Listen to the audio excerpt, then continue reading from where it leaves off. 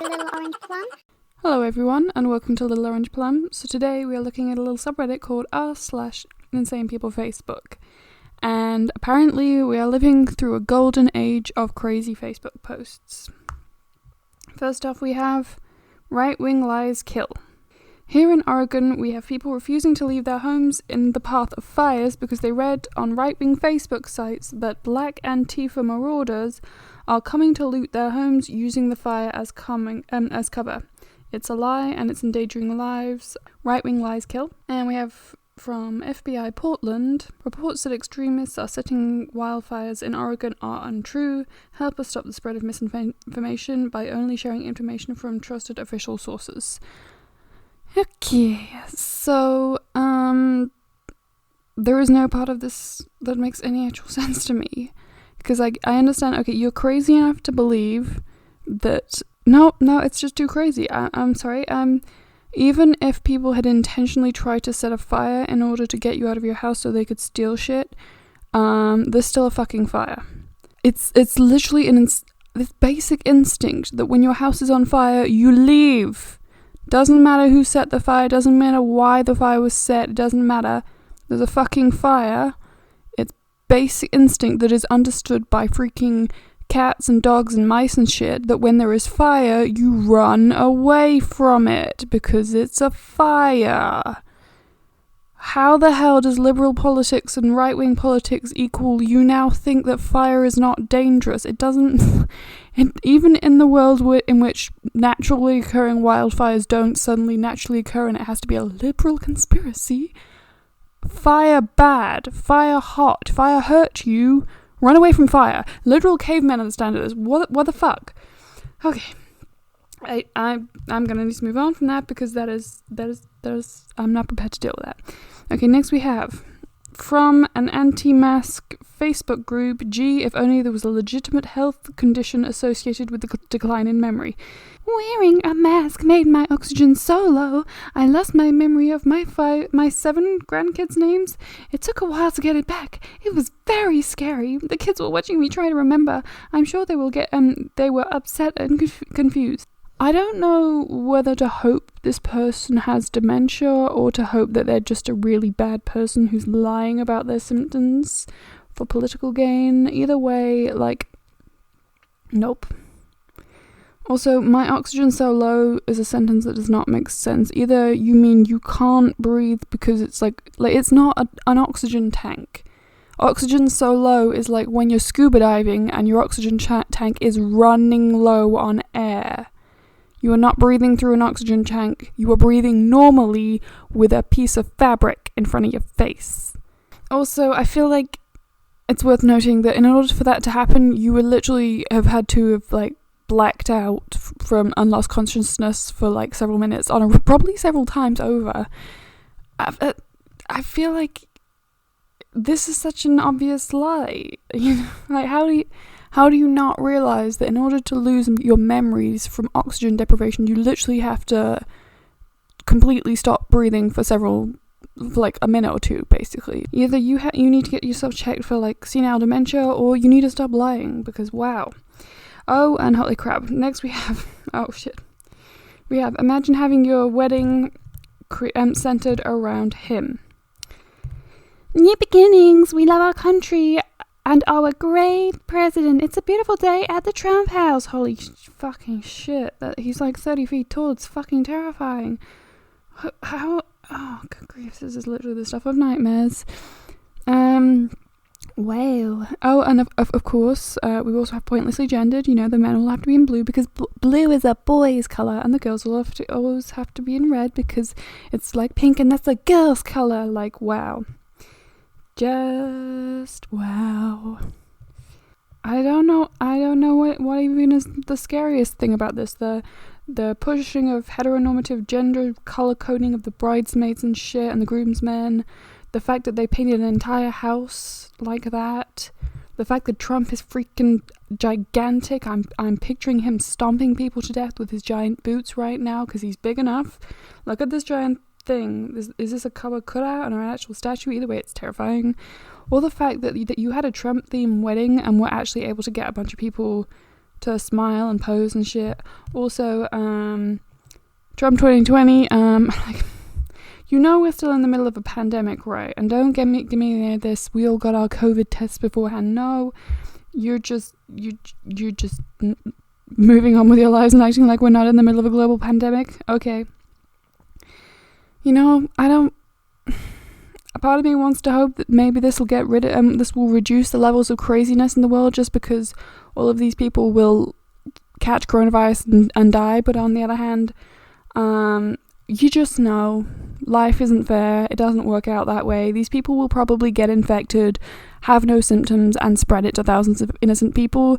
They're probably going to be like going up to liberal people and coughing intentionally on them just to get people sick intentionally. They're probably going to survive, and the people they cough on are probably going to die, because there's no justice in the world, of course. Next we have a friend of a friend talking about disabled people makes me sick. Positive, we have, makes me so mad when people who take care of disabled people bring them to the gym and make them do the absolute bare minimum to qualify that they've done exercises. I'm talking the slowest pace on the treadmill.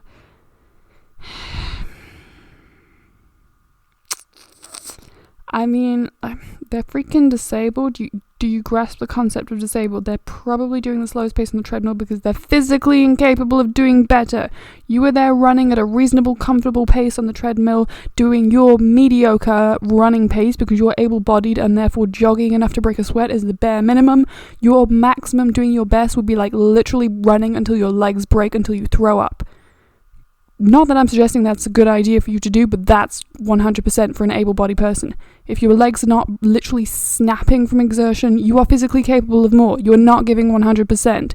Not saying it's a good idea for you to give 100%, because there's a difference between exerting yourself for the sake of getting healthy and exerting yourself just for a flex to prove that you're willing to push yourself to that extreme.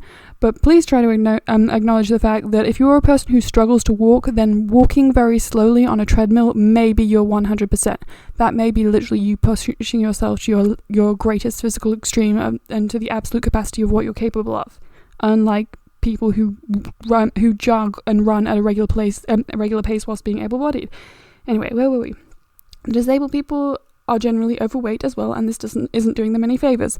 Yes, that's true. There are a lot of obese disabled people. It's because of people like you who make them feel uncomfortable in participating in exercise, as well as the fact that it actually makes it very difficult to exercise if you can't move your body in the same way that other people are. It should be pretty obvious. You know, these people have medical conditions, some of which are impairing their ability to exercise, that are also causing them to be othered in ways that will make it uncomfortable and unpleasant to be around people like you in a gym environment. And many of them also have other medical conditions that will affect their ability to eat a normal, healthy diet and have that food be digested normally, and who therefore cannot maintain their weight as easily as healthy, able-bodied people. But okay. Act like they got fat, act like they're only overweight because they just like randomly chose to, and maybe it's not that their disability is causing their obesity, you know. Anyway, meanwhile they do their own exercises without paying for a gym membership because disabled people get a free membership. That's probably just your gym. I've never been to a gym that offers people disabled memberships just because they're disabled. It's not... I mean, it's great that there are gyms offering that out there, but there are a lot of places that don't, and you have to recognize there are a lot of gyms that are not very disabled people accessible. There are a lot of gyms that don't have appropriate equipment to adapt to workouts. It's not that you can't adapt workouts for a wide array of disabilities, but not every gym's equipped for it, and not every gym's gonna help at all. Is this bitch actually whining because this gym is actually trying to do something right? That's incredible. Wow. But hey, it's so good to know that your able-bodied self is there whining instead of doing your workout to the fullest. I really have a hard time imagining that you do more than the bare minimum because you're in the gym having time to wax and wane on how much effort that the disabled people are doing in the gym. I mean, in my personal experience, pretty much everyone who has time to bitch about what other people are doing in the gym, You know, I'm talking the guys who have to give unsolicited mansplaining advice to women, the guys who have to sexually harass women, the girls who have to slut-shame girls for their outfits, the girls who have to spend the entire time on Instagram at the gym. None of these people are doing more than the bare minimum. Some of them less than the bare minimum, because they have time to focus on other people. When you're supposed to be there to focus on your own workout, not what other people are doing. Like, seriously, you just failed the gym if you need to focus on the other people there. Anyway, next we have... Yeah, sure it does, buddy. We have... Holy crap. Did you realise COVID-19 stands for Certificate of Vaccination Identification with Artificial Intelligence? A is the first and I is the 9th letter of the alphabet.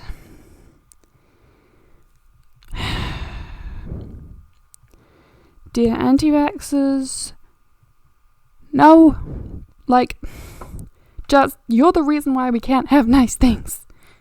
You guys are the reason why we can't have nice things, because of you and your crazy anti-vax crap and your freaking bullshit. I mean, come on. It's been in the news for months. How do we not all know that COVID-19 gets its name because it's a novel coronavirus which was discovered in 2019? Yes, it only really has become a bit major problem in 2020, but it was originally discovered at the tail end of 2019. That's why it's called COVID-19, because it's a coronavirus discovered in 2019. I mean, Occam's freaking basic razor here. Like, the simple explanation is quite often the correct one. Like, you really are trying to, you're actually here trying to play Dan Brown with your freaking,